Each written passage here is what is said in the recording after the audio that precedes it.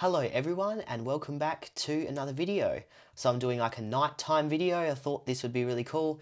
I've got like a purple background, it's like my light. But yes, I'm going to be reviewing the Creepshow TV series on Shudder. So I did do a little bit ago a review for the Creepshow movie, and I actually seen more of the Creepshow TV series before I even watched any of the movie. But yeah, I wasn't really fond of the movie. It was a bit silly. I guess it's comic book style, whatever. But yeah, I finished the series and I finished the Christmas special and the animated special. I'm just going to start off by saying the animated special is really bad. I hated it. I know some people might like it, but the animation is terrible. It is just shit. It's just horrible stories. And the Christmas special, it was okay. It was very fucking cheesy and it was really weird. It felt like you were watching some sort of like 80s comedy horror, like, and it was not good. It wasn't bad, but it's like it wasn't as bad as some of the other episodes in Creepshow that I've seen, but that was not a very good special, and I don't really think it needed to be made because it was just a bit silly. But I've got a list of the stories I actually like, and like a total number of stories. A total of 23 episodes in the Creepshow series so far. Hopefully they make more, because I do want more. I feel like this series is really good. I like sort of the 80s vibe of some of the episodes. I like the comic book style things of some of it. But honestly, some of them weren't good. So there was a total of 46 stories, because each episode of the Creepshow series had two different stories. None of them connect. There's no connections or anything like that. But there was only ones I really loved. There was only a total of 17 stories that I actually liked. And that's not episodes, that's just the stories. Because each story goes for like 20 minutes, the episodes are 40 minutes, each story is 20 minutes. But there was 17 stories that I really enjoyed, and the rest of them were just not good. Like, there was some awful, awful episodes. Like, episodes, just there was no good stories in some episodes at all, and they were just horrible and worthless. But I'm going to go through the list and tell you guys some of my favourite stories and try and explain why. So, Grey Matter is the very first story, the very first episode of Creepshow. It's like this alien sort of like.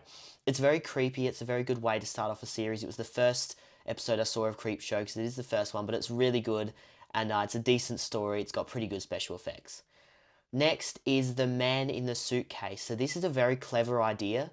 I'm not going to do any spoilers really for any of these episodes, not really. There might be a little couple spoilers in there, but I'm not going to spoil the whole thing. But The Man in the Suitcase is a very clever story, and I'd like to see an actual full movie made out of that story.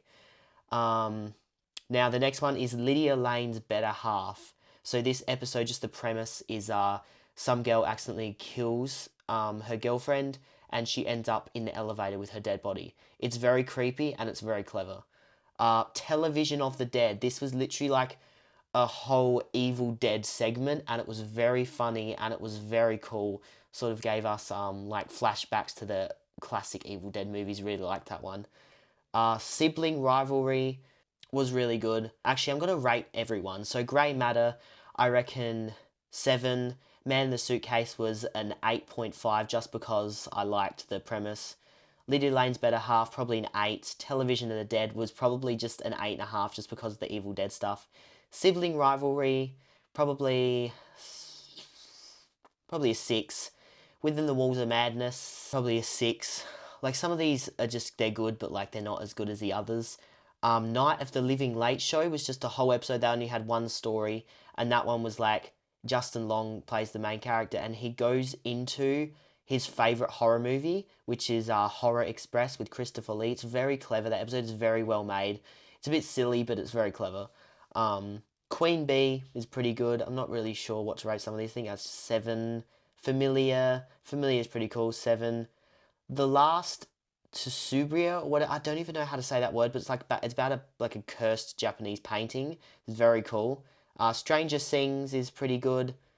Probably the last that painting one, just because it's a good idea. It's a different idea. I give it probably an 8. Stranger Things,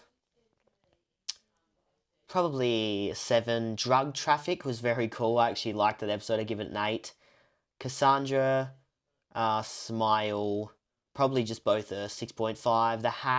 The Hat was really cool. It's like this guy, he puts on a hat and it sort of controls him, and like he can write really fast, like all these stories just like sort of pour out of him. It's very clever. I love that. Grieving process is actually pretty cool. I give that a 7. And George Romero in 3D. There's like a thing where George Romero comes out of a comic book strip. Of course, he's not alive anymore, but it's very clever because George Romero, it's because he created Creepshow and all that stuff. Like, and he made, it was just a really cool like story to sort of in his memory. I really like that. But yeah, that's some of my favorites. Yeah, but overall, I think I give the series, like, if I just sort of, I don't know, just try and get past some of the bad ones. There's horrible ones, but if I try and get past that, probably, what would I say? I don't know. I'm going to give it at least a 7 out of 10 for the whole thing. There were some great episodes in there, though, that were more than that, but the whole series is definitely a 7, just because. Let me know what you guys think. Have a good rest of your night or day, and I shall see you in the next video.